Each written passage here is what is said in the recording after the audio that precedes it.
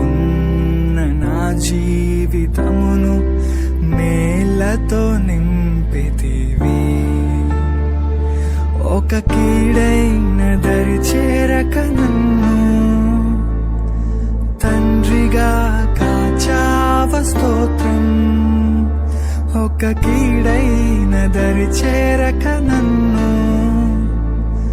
తండ్రిగా కాచావ స్తోత్రం.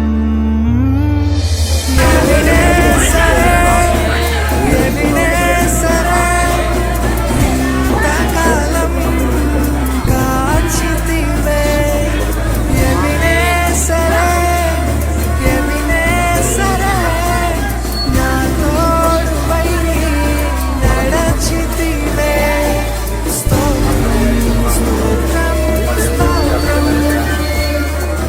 కృపగా కాచితివి. స్తోత్రం స్తోత్రం స్తోత్రం స్తోత్రం, కౌగిలిలో దాచితివి. స్తోత్రం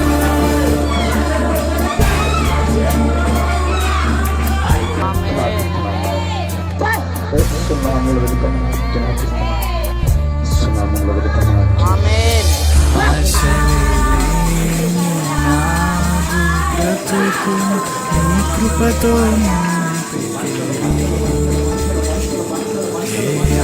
ఆశలేని నాదు బ్రతుకు నీ కృపతో నింపితివి.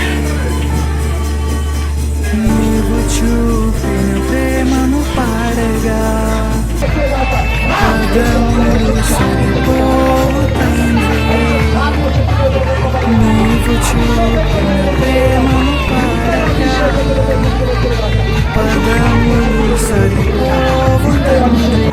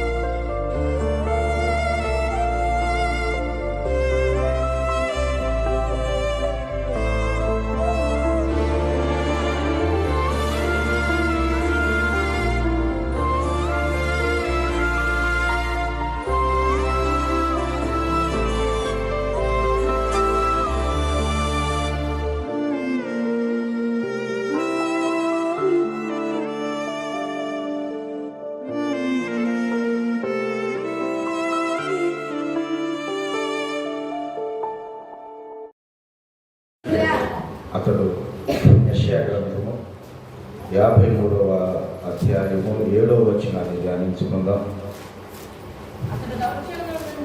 అతడు దౌర్జన్యమునందును బాధింపబడినను అతడు నోరు తెరవలేదు.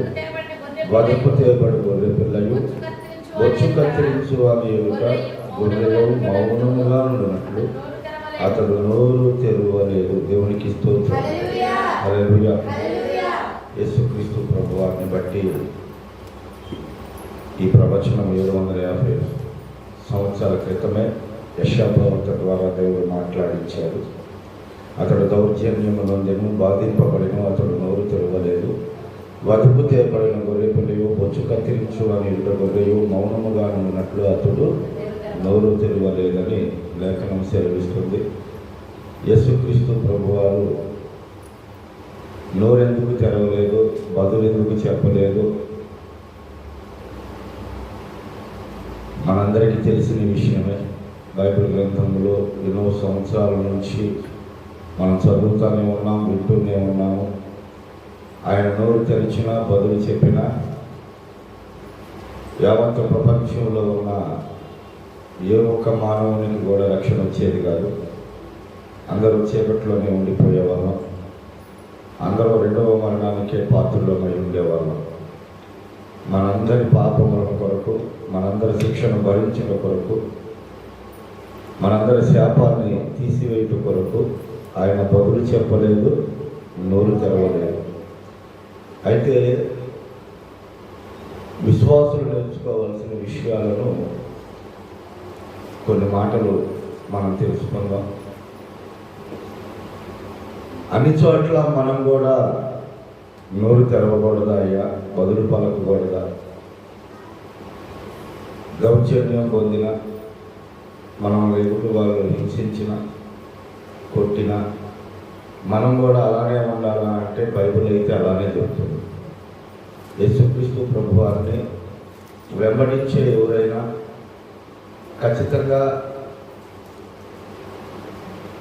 పంటికి పన్ను, కంటికి కన్ను పాత నిబంధన కాలంలో ఇశ్రాయేలీయులు చేశారు.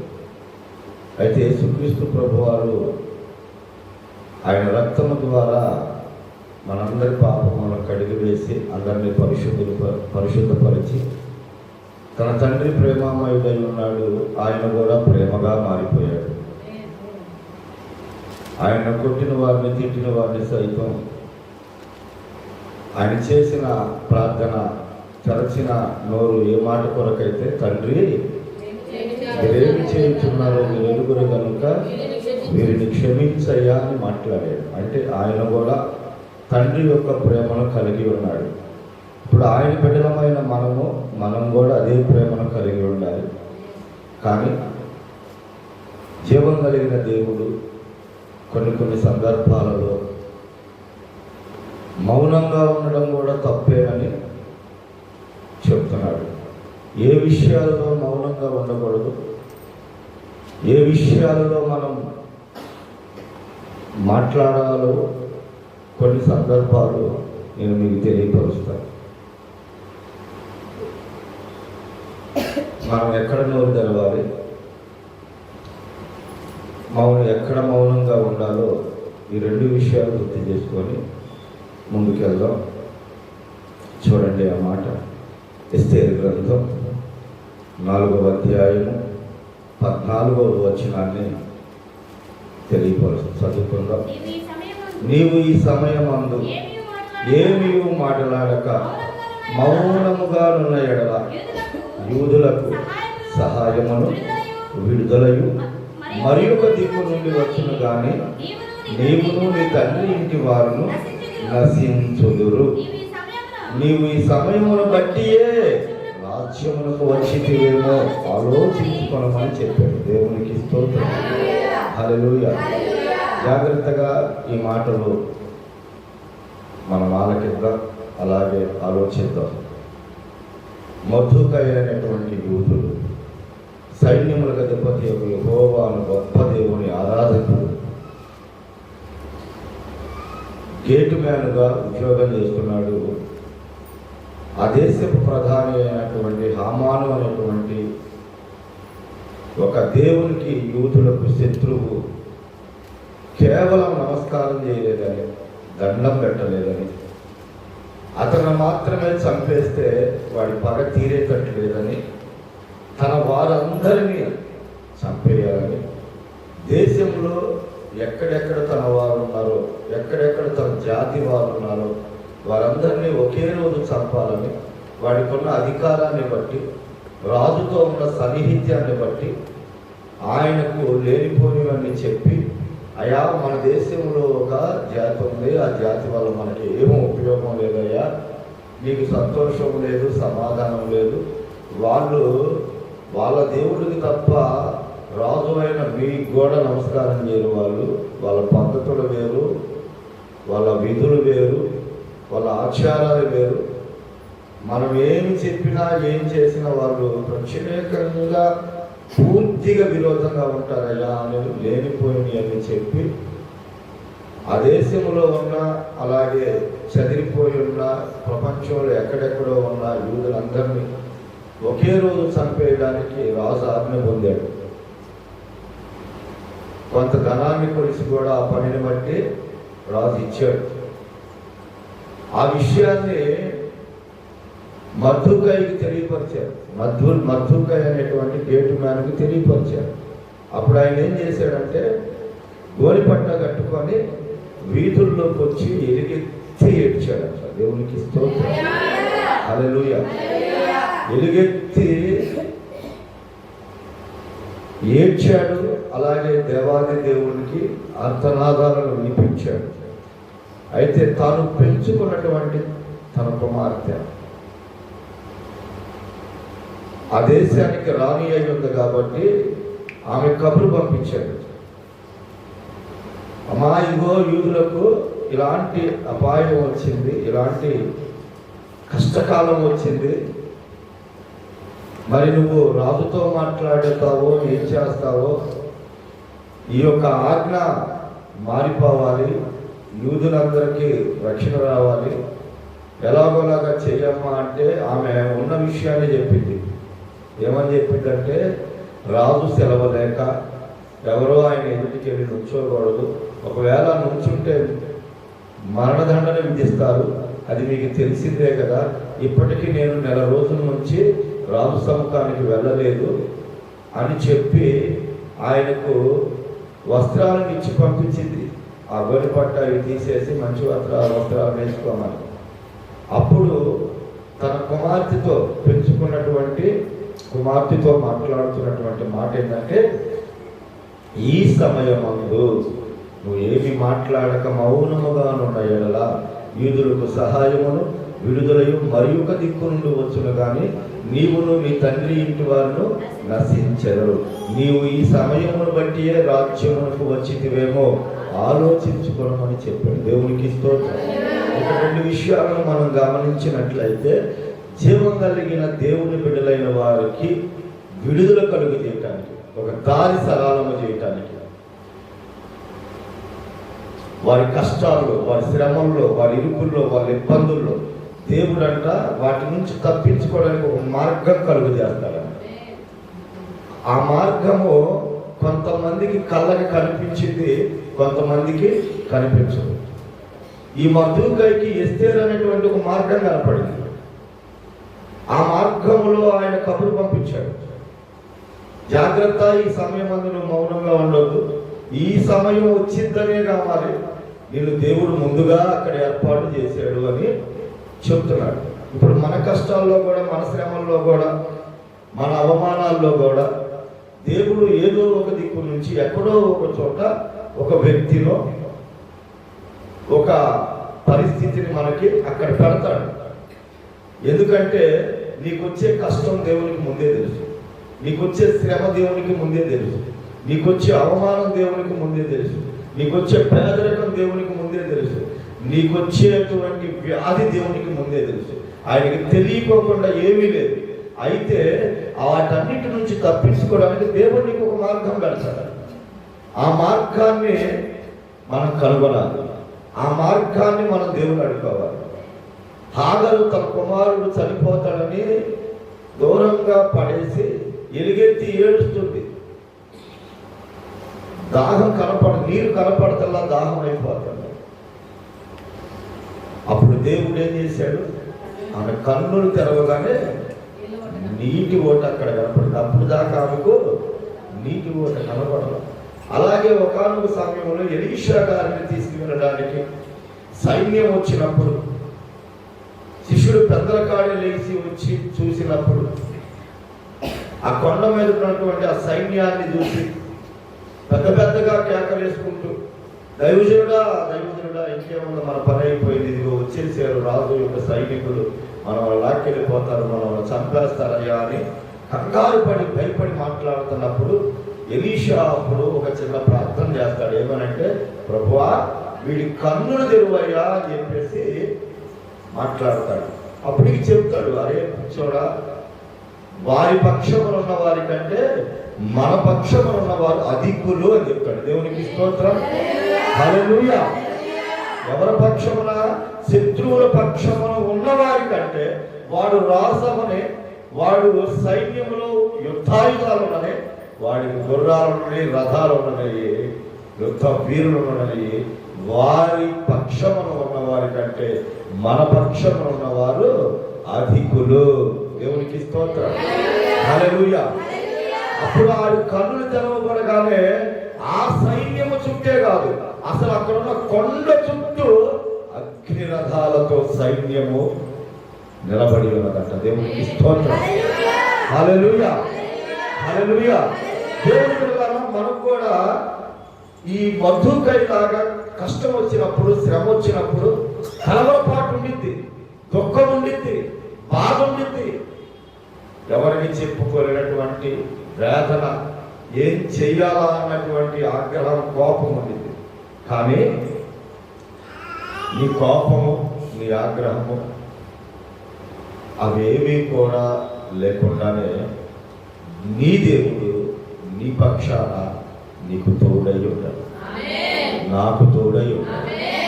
మధుకైకి ఎస్తేరు అనే ఒక దారిని నిలబెట్టాడు. నీకు నాకు కూడా ఒక దారి ఉంది. ఆ దారి యేసయ్య దారి. ఎందుకంటే ఆయన బిడ్డలైన వారిని ఆయన ముట్టుకుంటే ఆయన కనుగుడ్డు ముట్టినట్టే. ఈ విషయాన్ని తెలియక మనం నిజంగా దేవుని బిడ్డలాగా మానవులుగా ఉండి కంగారు పడతాం, బాధపడతాం, వేదన పడతాం.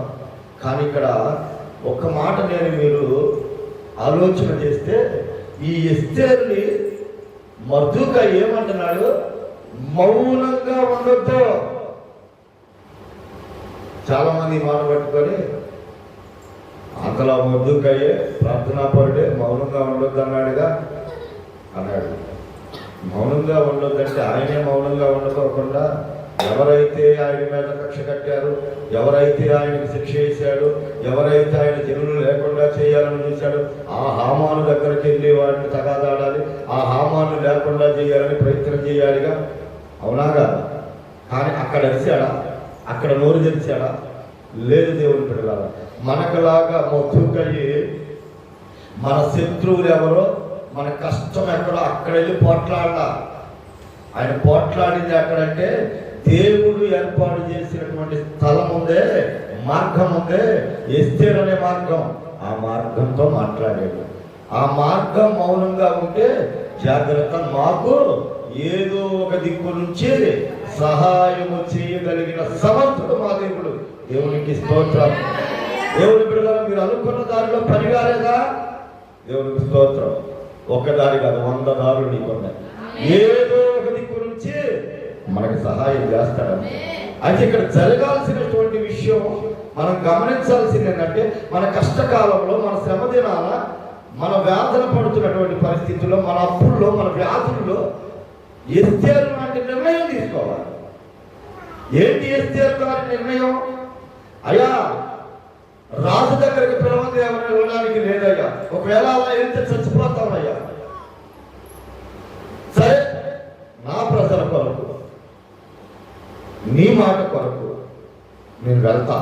అయితే నీ దగ్గర ఎంతమంది ఉన్నారో వాళ్ళందరినీ ఉపవాసం ఉండమనండి. నేను నా చెలికత్తులు కూడా ఉపవాసం ఉంటాం. 3 రోజులు అన్నపానాలు తీసుకోకుండా ఉండండి. మన దేవుడు మన యందు జాలి పడతాడు, కనికర పడతాడు, మన పక్షాన్ని నిలబడతాడు. అప్పుడు రాజు మనసు సైతము మారిపోతుంది అని ఆమె కబురు పంపి ఉపవాస దినాలను ప్రకటించుకున్న దేవుని పిల్లలారా. దేవునికి స్తోత్రం. ఈరోజు మనందరం నేర్చుకోవాల్సిన పాఠం ఏంటో తెలుసా? మనమే కాదు కష్టపడబోతుంది, మన కుటుంబం, మన బిడ్డలు, మన బిడ్డలు నష్టపోతున్నారు, కష్టపడుతున్నారు అన్న సమయం, ఆ పరిస్థితిని కళ్ళ ముందుకు వచ్చినప్పుడు నువ్వు తగాదాడాల్సిన పని లేదు, నువ్వు పోరాడాల్సిన పని లేదు. దేవుని పిల్లలారా, చాలా సింపుల్. దేవుడు మనకు ఒక మార్గాన్ని ఏర్పరచాడు. ఏంటో తెలుసా? ఆ మార్గం ఉపవాసం. ఈ ఉపవాస దినాన ఆమె ప్రభువుతో మాట్లాడి, ఆమె ఎక్కడికి వెళ్ళింది అంటే రాజు సమక్షానికి వెళ్ళింది.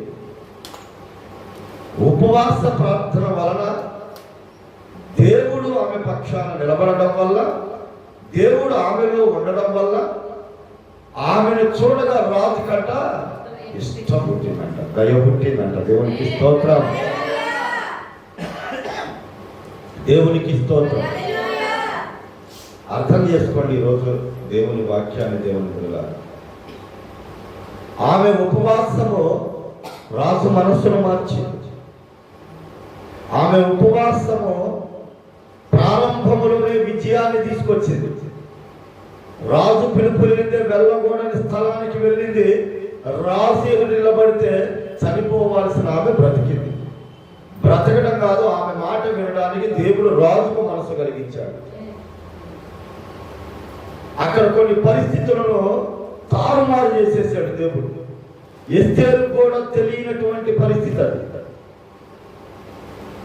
రాజుగారితో మనవ చేసింది, ఏంటమ్మా, ఏం కావాలి, ఏంటి నీ పరిస్థితి, నీ ముఖం ఎందుకు అలా ఉంది, నీకేం కష్టం వచ్చింది, కబురు లేకోకుండా ఒక మాట లేకుండా ఇలా వచ్చేవేంటి అని అడిగినప్పుడు, అయ్యా నా ప్రజలకు, చూడండి 3వ వచనం చూడండి,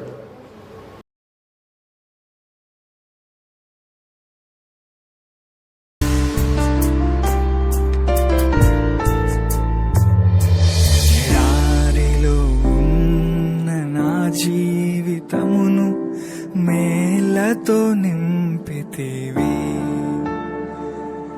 ఎడారిలో ఉన్న నా జీవితమును మేలతో నింపితివి. ఒక కీడైన దరి చేరక నన్ను తండ్రిగా కాచావ స్తోత్రం. ఒక కీడైన దరి చేరక నన్ను తండ్రిగా కాచావ స్తోత్రం. ఎబినేజరే, ఎబినేజరే, ఇంతకాలం కాచితివే. ఎబినేజరే, ఎబినేజరే, నా తోడువై నడచితివే. స్తోత్రం, స్తోత్రం, స్తోత్రం. కృపాపగా కాచితివి. స్తోత్రం, స్తోత్రం, స్తోత్రం, స్తోత్రం.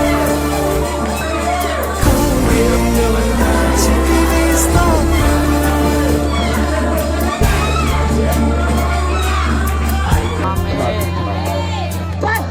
సున్నాములు వెనుకమని జ్ఞాపిస్తున్నాను. సున్నాములు వెనుకమని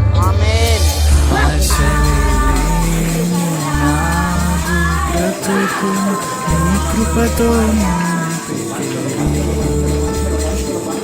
ఏ ఆశలే లేని నాదు బ్రతుకును నీ కృపతో నింపితివి.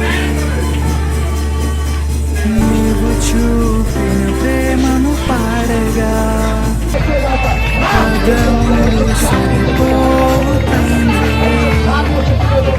నీవు చూపిన ప్రేమను పాడగా పదములు సరిపోవు తండ్రి.